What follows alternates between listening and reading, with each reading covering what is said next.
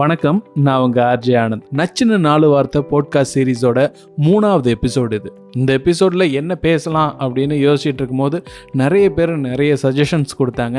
அதில் சுரேந்தர்னு என்னோடய ஃப்ரெண்ட் ஒருத்தர், அவர் கொடுத்த அந்த சஜஷன் தான் இன்றைக்கி இந்த எபிசோடாக மாறுது. ஸோ இதில் நம்ம பேச போகிற விஷயம் மோட்டிவேஷனாக இருக்கணும் அப்படின்னு அவர் கேட்டுக்கிட்டாரு. அது மோட்டிவேஷனாக இருக்குதான்றதுலாம் எனக்கு இதெல்லாம் அவ்வளோ பெரிய ஆள் கிடையாது. நாம இருந்தாலும் ஒரு சில விஷயங்கள் என் மனசில் பட்டது, நான் பார்த்த விஷயங்கள் இந்த டாபிக் பற்றி உங்ககிட்ட ஷேர் பண்ணணும்னு ஆசைப்பட்டேன். கே பாலச்சந்தர் நல்ல சூப்பரான ஒரு டைரக்டர். எப்போவுமே அவரோட படங்களில் வந்து ஒரு ட்ராமா இருக்கும், ஒரு மெசேஜ் இருக்கும். அந்த படத்தை பார்த்துட்டு வெளியில் வரும்போது அடடே நம்ம இதை செய்யணுமே அப்படின்ற ஒரு எண்ணம் தோணும். அப்படிப்பட்ட அந்த டைரக்டர் ஒரு படம் எடுத்தார்.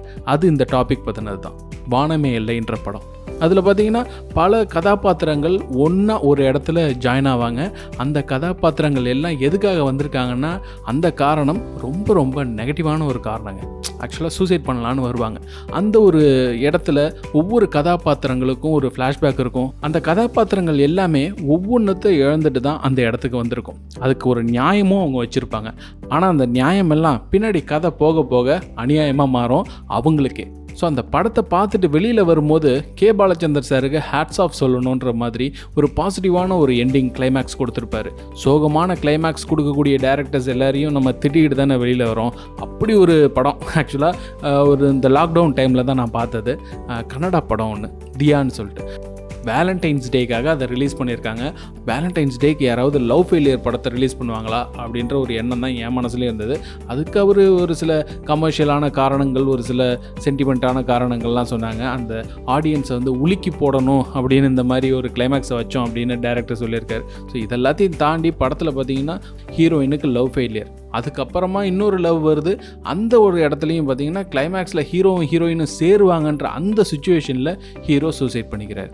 ஸோ அதுவும் கூட ஹீரோயினை பார்த்துட்டாரு, சரி நம்மளோட லவ் வந்து சக்ஸஸ் ஆகிடும் அப்படின்னு வெளியில் வரணும். அந்த சுச்சுவேஷனில் அவரால் வெளியில் வர முடியாமல் ஆக்சிடென்டலாக அவர் அந்த ஒரு சூசைடில் மாட்டிக்குவார். ஸோ இது மாதிரியான படங்களை பார்த்துட்டு வெளியில் வரும்போது கண்டிப்பாக அந்த டைரக்டரை திட்டிகிட்டு தானே வரும். ஸோ திரும்பவும் போராடணும் அப்படின்ற அந்த ஒரு எண்ணத்தை கொடுக்கக்கூடிய டைரக்டர்ஸ் அவங்க எல்லாருமே நல்ல நல்ல படங்களை கொடுக்கும்போது இந்த சூசைன்ற ஒரு விஷயத்தை நம்ம கடந்து வரலாம் அப்படின்றது தான் என்னுடைய எண்ணம்.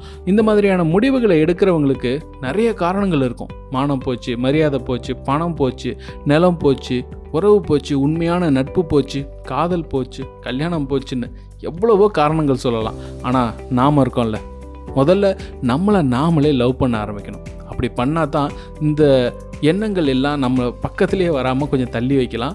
ஒவ்வொரு நாளும் நம்மளை நாமளே லவ் பண்ணுறதுக்கு என்ன பண்ணலான்னா, ஒரு 5 நிமிஷம், இல்லை டைம் நிறையா இல்லை அப்படின்னா ஒரு நிமிஷம் கண்ணாடி பாருங்கள்.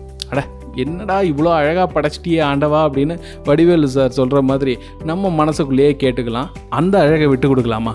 முகத்தில் இருக்கிற அழகு ஒரு பக்கம் இருக்கட்டும், உங்களால் இன்றைக்கி ஒரு நாள் ஒருத்தவங்க சிரித்தாங்க, லாபம் கிடச்சிது அவங்களுக்கு அப்படின்றத நினச்சி பாருங்களேன். அது இன்னையோட முடியணுமா? நாளைக்கும் தொடரலாம்ல. ஸோ என்ன பண்ணிகிட்டு இருக்கோமோ அதை தொடர்ந்து செஞ்சுக்கிட்டே இருப்போம். என்ன பண்ணி முடிச்சிட்டோம் அப்படின்னு இந்த இடத்துல வந்து நிற்கிறோன்னு நீங்களே ஒரு தடவை உங்களை கேட்டு பார்த்துக்கலாம். யாராவது ஒருத்தவங்க இந்த ஒரு போட்காஸ்ட்டை கேட்கும் போது உங்கள் மனசில் அப்படி ஒரு எண்ணம் இருக்குன்னா கொஞ்சம் அதை அவாய்ட் பண்ணுறதுக்கு ட்ரை பண்ணுங்கள். எல்லாம் செஞ்சுட்டேன், எனக்கு எதுவுமே கிடைக்கல அப்படின்னு ஃபீல் பண்ணிங்கன்னா இன்னும் கிடைக்கல அப்படின்னு நினைங்க, திரும்பவும் ஓடுங்க, கண்டிப்பாக அது உங்களுக்கு கிடைக்கும். வரும்போது நம்ம எதையுமே எடுத்துகிட்டு வரலங்க, உலகமே இருக்குது எடுத்துக்கிறதுக்கு. அதனால் என்ன தாண்டா வேணும் உனக்கு அப்படின்னு ராக்கி பாய் கிட்ட கேட்ட மாதிரி கேட்டால் இந்த உலகம்தான் வேணும் அப்படின்னு திரும்பவும் சொல்லுங்கள், வேகமாக ஓடுங்க. ஒரு நாள் முடிவு தான் இது. அந்த ஒரு நாள் முடிவுக்கு அப்புறம் வாழ்க்கை தொடர்ந்துக்கிட்டே தான் இருக்கும். உங்களுக்கு இல்லைனாலும் உலகத்தில் இருக்கக்கூடிய எல்லாருக்கும் அந்த வாழ்க்கை போய்கிட்டே இருக்கும். நாம் நினச்சதை சாதிச்சு காட்டிட்டு அதுக்கப்புறமா நிறைவாக நம்ம இயற்கையோடு கலக்கலாம். பயத்தினால சாகிற அளவுக்கு தைரியம் வருதுன்னா வாழறதுக்கான தைரியம் கண்டிப்பாக வரும். எல்லாரும் ஒரு நொடி அதை கடந்துட்டாங்கன்னா போதும். ஈவன் இந்த கே பாலச்சந்தரோடைய படத்துலேயே கூட புன்னகை மன்னன் ஒரு படம், அதில் அழகாக சொல்லியிருப்பார், என்ன நீங்கள் போன பிறகு நான் தற்கொலை பண்ணிக்கிட்டா என்ன பண்ணுறது அப்படின்னு ரேவதி கேட்பாங்க. இல்லை, அந்த ஒரு நொடி தான், அது நீ கடந்துட்ட, இனிமேல் முடியாது, நீயே நினச்சாலும் உன்னால் அதை செய்ய முடியாது அப்படின்னு சொல்லுவார். அப்படிப்பட்ட அந்த ஒரு விஷயந்தான்.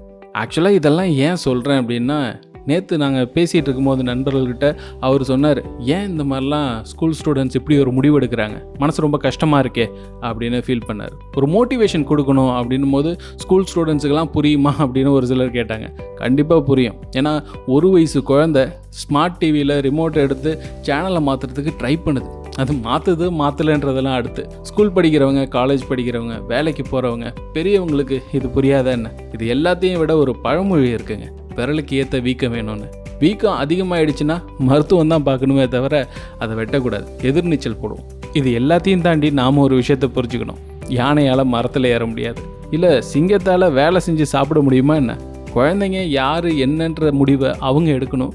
அதுக்கு ஒரு டைம் வேணும், அதை நம்ம தைரியமாக கொடுக்கணும். அவங்களுக்கு ஒரு சின்ன ஒத்துழைப்பு, ஒரு துணை, அதுவாக நம்ம இருப்போம். அவங்களுக்கு புரியாத விஷயங்களை புரிய வைப்போம், நமக்கு புரியாத விஷயங்களை புரிஞ்சுக்கிறதுக்கு முயற்சி பண்ணுவோம்.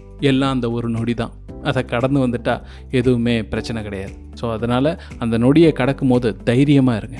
எவ்வளவு பெரிய சிக்கலாக இருந்தாலும் சாதிக்கலாம், அதை கடந்து வரலாம், இதுவும் கடந்து போகும். ஸோ இது போல் இன்னும் நிறைய எபிசோட்ஸ் உங்களுக்காக காத்துக்கிட்டே இருக்குது நச்சின 4 வார்த்தை சீரீஸில். இந்த சீரீஸில் நான் என்ன பேசணும்னு நீங்கள் விருப்பப்படுறீங்களோ அதை எனக்கு ஒரு மெசேஜ் பண்ணுங்கள். என்னோடய Insta handle IRJ Anand. So அதுக்கு நீங்கள் ஒரு வாய்ஸ் நோட் கூட அனுப்புங்க, போதும், வேறு எதுவுமே வேண்டாம். அவ்வளோதாங்க, இன்றைக்கி எபிசோடை எண்ட் பண்ணுறேன். இன்னொரு எபிசோடில் உங்களை வந்து சந்திக்கிறேன். டாடா, பாய். நான் உங்கள் RJ ஆனந்த். Take care.